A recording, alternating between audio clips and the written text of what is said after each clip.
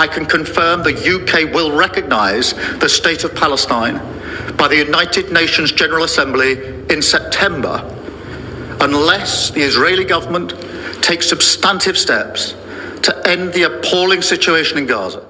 For years, the idea of an independent Palestinian state has been a cornerstone of international diplomacy. But now something big is shifting. The United Kingdom has just made a bold and historic announcement.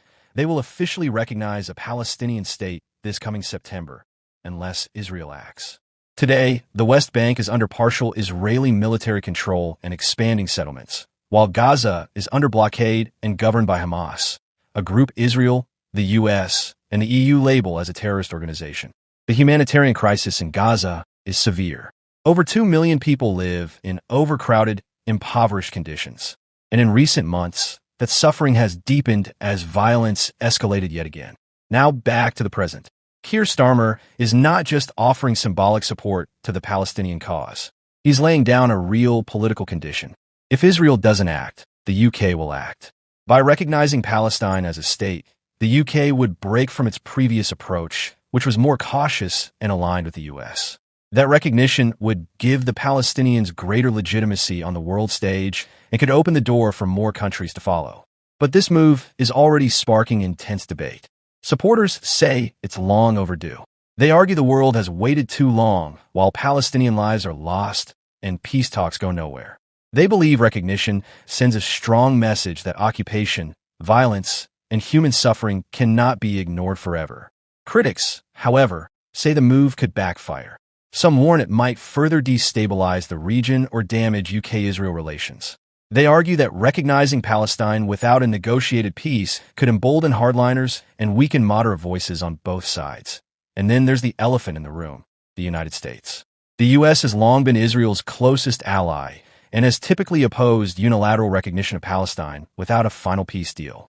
But with Washington recently expressing growing frustration over Israeli policies in Gaza and the West Bank, the UK's move might be testing the waters for a larger international shift.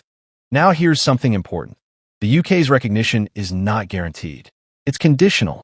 Israel still has a window to take what Starmer calls substantive steps that might include lifting blockades, halting settlement expansions, engaging in good faith talks, or allowing humanitarian aid into Gaza. But what exactly counts as substantive? That's the million-dollar question. It's intentionally vague, maybe to give Israel room to act without appearing to fold under pressure, or maybe to keep diplomatic doors open. Either way, the clock is ticking towards September. And if you're finding this video valuable so far, take a second now to hit that like button, subscribe to the channel, and turn on the notification bell. We post daily news stories like this one, helping you stay sharp, informed, and one step ahead of the headlines. Now let's continue. Starmer's move is not happening in a vacuum. Across Europe and beyond, there's growing momentum to take a firmer stand on the Israeli-Palestinian conflict. Ireland, Norway, and Spain have already recognized Palestine. France and Belgium have made similar noises.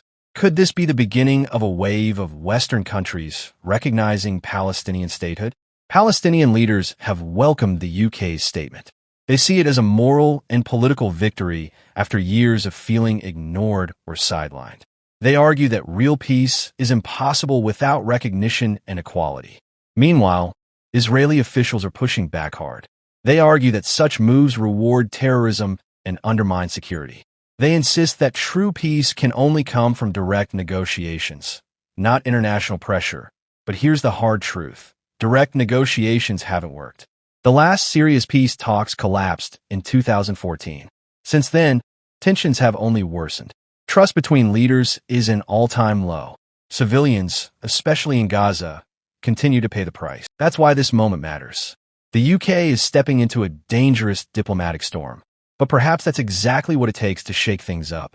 Of course, it's still possible Israel will respond positively. There are voices within Israel who understand the need for change. Military leaders, former diplomats, and human rights groups have all warned that the current path is unsustainable.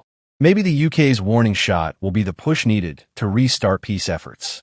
Or maybe it will escalate tensions even further. The world will be watching September closely. Will Israel take action? Will the UK follow through? And if it does, who else might follow? In the end, the decision to recognize a state isn't just about borders. It's about justice, suffering, politics, and hope.